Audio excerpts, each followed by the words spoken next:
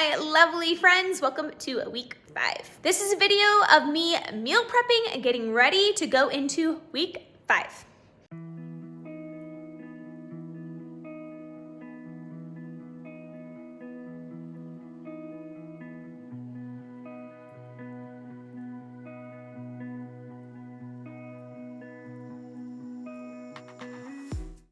Welcome to week 5 meal prepping.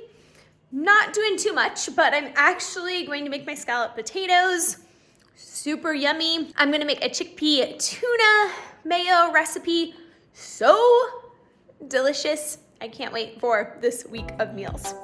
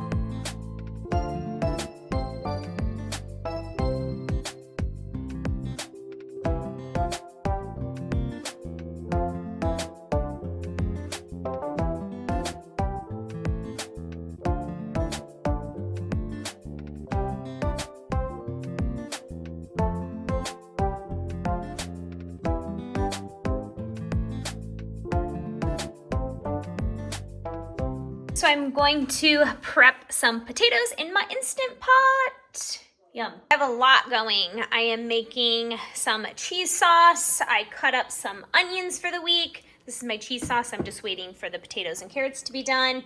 You can see, I am doing my Instant Pot potatoes. I opened up some garbanzo beans, so I'll just add this to like a salad of some sort, dirty. And I made a chickpea tuna in here. And yes, here we go. Prepped for week 5. I have a bunch of cabbage, and I'm getting more cabbage next week from my Azure Standard order, along with potatoes, zucchini, and all that good stuff. So I'll be able to replenish. I also cut up a onion for salads and so forth. I need to use these tortillas this week, so let's see what I end up doing with those. I replenished the romaine lettuce that I had from last week. I have some whole harvest truffles left. I just haven't eaten them. And then I made a chickpea tuna with mayo, and I had some beans left over, so I'll use that for a salad. Then I have all of my batter booch, if you know. And then I have just a bunch of sauces and things like that. So I made the cheese sauce, so I just put it in the fridge, and I'm waiting for my potatoes to cool off, and then I'll make scalloped potatoes. I had a little bit of mayo left. I cooked all my potatoes besides my sweet potato and russet. I do have one avocado. We'll see what I end up doing with that. I may freeze it. A little bit of cucumber, so sushi is definitely on the agenda, and then a little bit of leftover fruit from last week because I don't snack a lot. So here we are all set for week 5. So what I'm envisioning for week 5 is I'm going to have like salads, of course, all my steamed stuff. I made some bread, so I'll have some bread with the chickpea tuna. I may add that into a salad even. And then my scalloped potatoes for sure. And I will of course make sushi. And then I think I'll keep some of the cheese sauce and use it for like tortillas or some tacos. So here we go. So here are my loaves of sourdough. So I will keep half of one and have that for the week. I'll give my neighbor the other half, and then my friend the full loaf when I see her tomorrow. I just finished my potatoes, so I'm just gonna let them do a slow release. But I cleaned my kitchen during this time. So that's what I did, and I'm gonna run the dishwasher, and everything's ready to go. The only thing I still need to do is make my scalloped potatoes.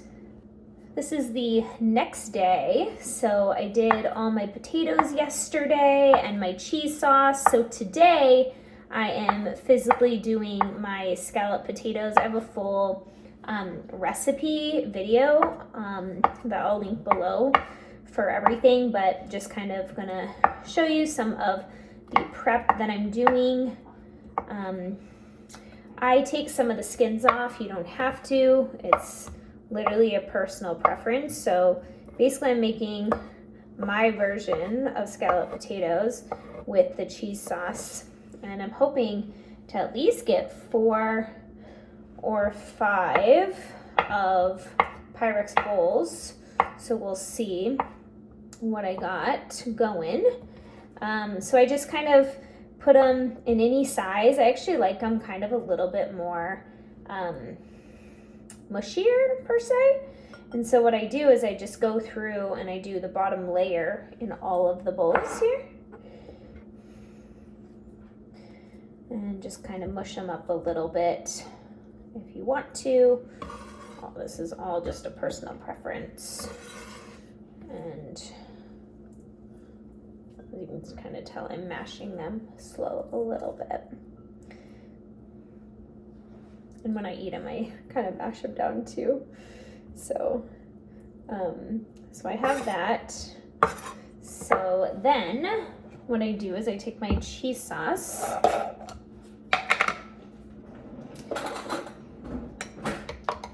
and I like to kind of use it the next day because it's a little bit thicker.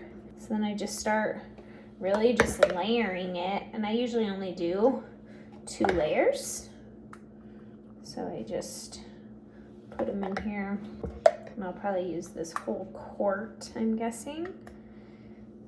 So as you can see, I have them all kind of just grouped together. And then I'm just gonna keep cutting up my potatoes.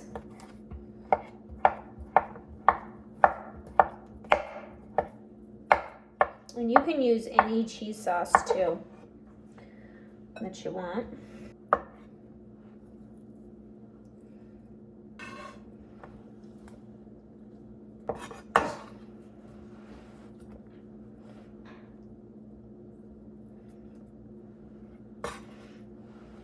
And I kind of just press them down like this.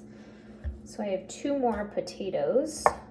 I'm originally from the Midwest, so I grew up on casseroles. So that's why I actually came up with this recipe, because I was craving casserole style meals. And this definitely did the trick. And when I did my Breaking My Plateau series, I'll link below, I literally lived on this meal. Sometimes 2 times a day I would at least eat it. It just felt really good to eat it. And I can't really give you any measurements. You're just gonna kind of have to decide how many potatoes, and you could put this in a big casserole dish too, which would be great if you wanted to. But I like these individual servings. They just work really good for me. So then I really try to press down the potatoes so I can get as much potatoes that I can. And then I'm going to put 1 more layer of cheese sauce on top of these.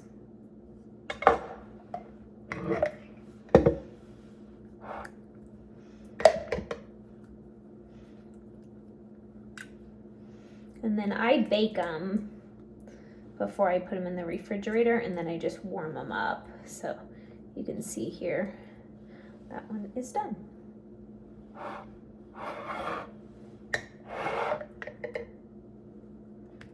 And I made my cheese sauce with beans, so super low fat.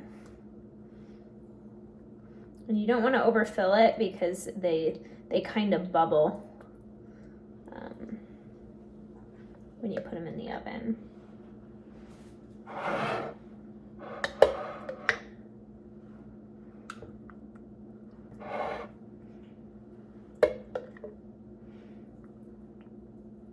And if you wanted to, you could even kind of smush them down so more cheese gets down in the middle too, if you wanted to. It might make it a little messy though.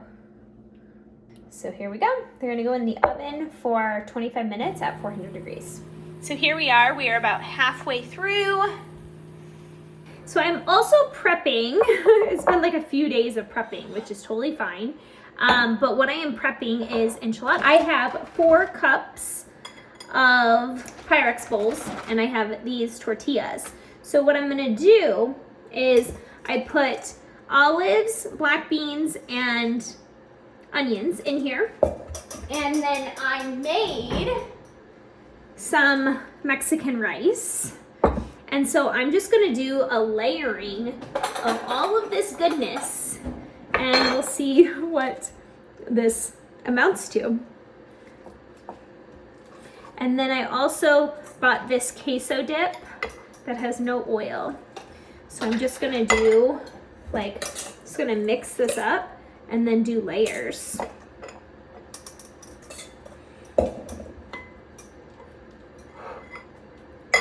So fun.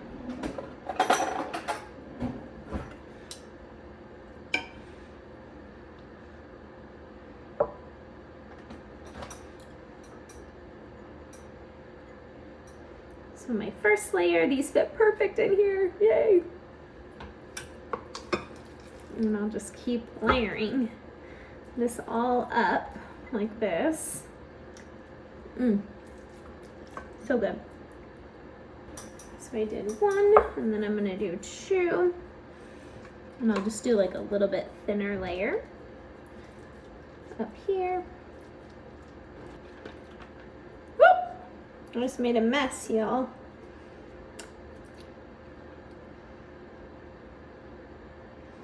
So cool, all layered.